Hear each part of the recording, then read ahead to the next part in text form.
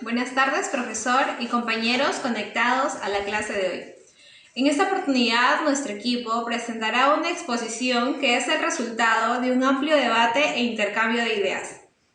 A continuación, determinaremos los acercamientos y las distancias existentes entre la educación del siglo XIX y la educación actual.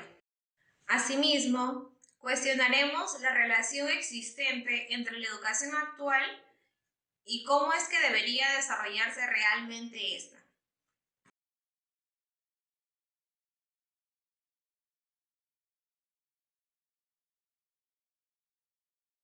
Gramsci, considerado idealista, plantea para la educación una nueva generación de intelectuales, la cual busca que cada persona construya una concepción del mundo basada en la teoría y en la práctica, pues estos ideales nunca se llegaron a dar.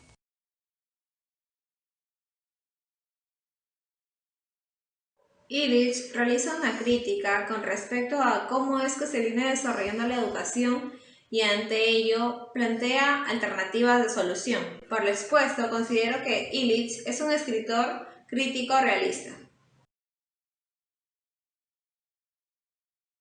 Es un autor crítico realista, ya que describe y critica la educación que se imponía a mediados del siglo XX. Para ello, Freire propone una nueva educación basada en el cuestionamiento, en la investigación, en la crítica y en el diálogo.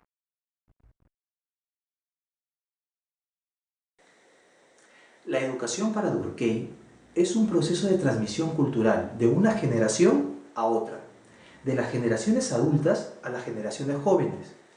Es un proceso social, tanto por su origen como por sus funciones. Bourdieu concibe taxativamente a toda acción pedagógica como violencia simbólica, en la medida que está destinada a imponer, por medio de un poder arbitrario representado por la autoridad escolar, una arbitrariedad cultural que no es otra que el tipo de cultura o los lineamientos culturales que desarrolla la clase dominante.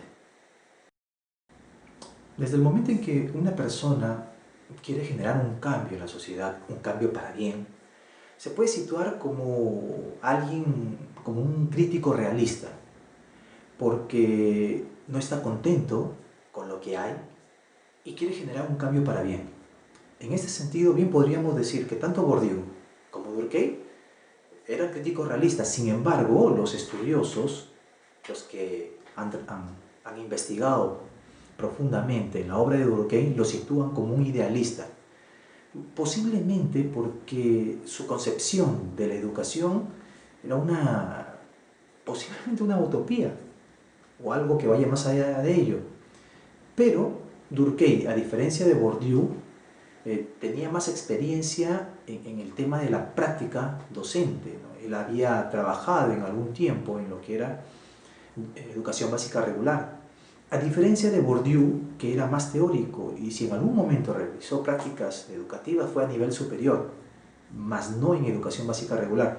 Esto definitivamente no deslegitima la labor de Bourdieu, pero ubica a Durkheim como una persona que no solamente teorizaba, sino que había desarrollado, pues, en forma práctica la docencia.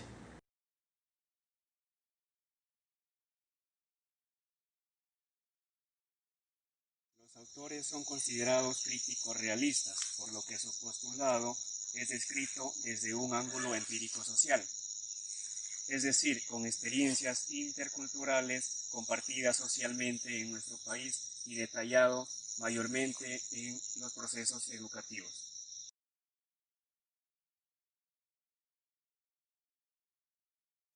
Mi experiencia proviene al tener como educador en secundaria un profesor X, que al llegar al aula saludaba y procedía a escribir no menos de 20 preguntas en la pizarra, lo cual debíamos transcribir al cuaderno y responder con ayuda de libros del curso que eran repartidos a todos en cada clase. Minutos antes de terminar la clase, el pedagogo revisaba o pasaba a revisar los cuadernos y lo que le importaba era que hubiese pregunta-respuesta, mas no si la respuesta estaba bien. De esta forma, muchos al estilo de Lazarillo de Tormes, burlaban al maestro con respuestas sin tener relación con el tema, incluso presentando el cuaderno del amigo. De esta manera, la educación bancaria es los temas que recibía para estudiar sin debatirlos, y lo que ahora está claro con la experiencia universitaria, esas conductas de relación de educador-educando debieron ser rechazadas y cuestionadas en ese momento por parte de los alumnos, pero ahí entra a tallar la opresión de la educación bancaria, pues aparte de memorizar estaba la exigencia de aprobar el curso, así como no faltar a la escuela. En mi experiencia a nivel secundario considero que no tuve una educación bancaria, ya que mis maestros me motivaban a seguir investigando más allá de los temas que se planteaban en los libros. Donde sí considero que hubo una educación bancaria quizá fue en el mundo pre, cuando me entregaron el prospecto de admisión, limitándonos por el tiempo más que todo.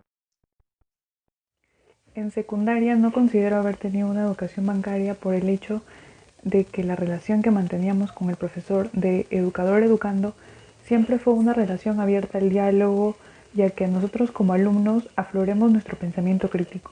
Sin embargo, en la universidad existen diferentes mecanismos de enseñanza de los profesores y en un momento uno de ellos siento que mantuvo sus ideas y sus teorías como irrefutables al nosotros imponer alguna crítica, y considero que ahí sí hubo una educación impuesta, por así decirlo.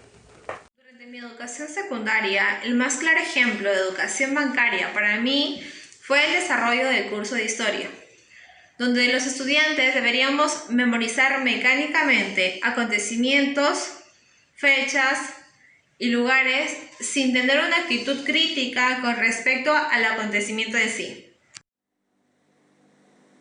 Bueno, mi experiencia respecto a la educación bancaria se centraría en varios capítulos de mi vida, pero uno que recuerdo es un profesor que teníamos en primero de secundaria, nos enseñaba educación cívica, él había sido militar y ahora pues laboraba como docente, y nos obligó a que nos aprendiéramos un artículo, uno o dos artículos de la Constitución.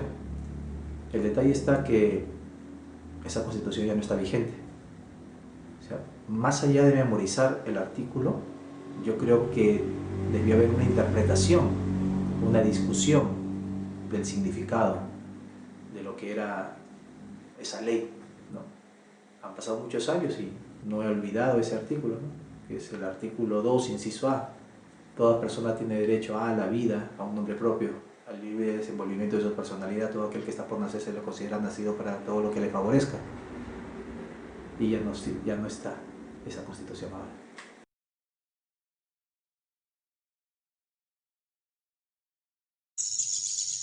Durkheim postula que la educación es una herramienta para la cohesión social. ¿Y qué es la cohesión social? Es la capacidad que una sociedad tiene para organizarse de manera que la convivencia sea estable y todos tengan igualdad de oportunidades en derechos y servicios. Una sociedad donde prevalezcan los valores, la justicia, la solidaridad, la inclusión y la honestidad. Por ejemplo, una niña camina 10 cuadras con poca iluminación a las 11 de la noche para visitar a su abuela. Y no se teme que le pase algo porque prevalecen los valores universales en la sociedad, lo que refleja el respeto entre todas las personas en una nación, conformando hábitos sociales. Lo que nos estaría llevando a lo que Durkheim describe: todos estamos unidos a una educación general, que es la primaria, donde todos conocemos los valores universales, el respeto a la ley, la ética y el civismo. Y esto enriquece la nacionalidad.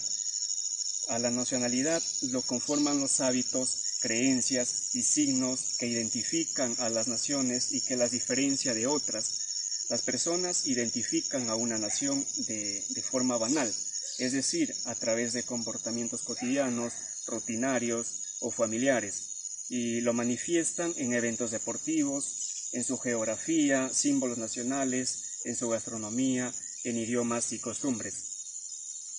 De esta forma, estaría relacionándose con la interculturalidad.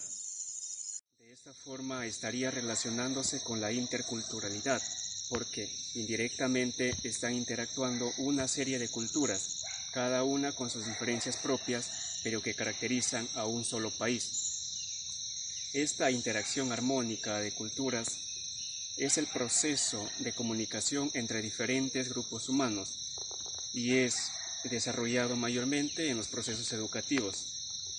La educación interculturalidad en nuestro país sufre fracasos como por ejemplo en el aprendizaje de otro idioma, en la transición, el fracaso de la transición, lo que sufre desde el lenguaje oral al lenguaje escrito.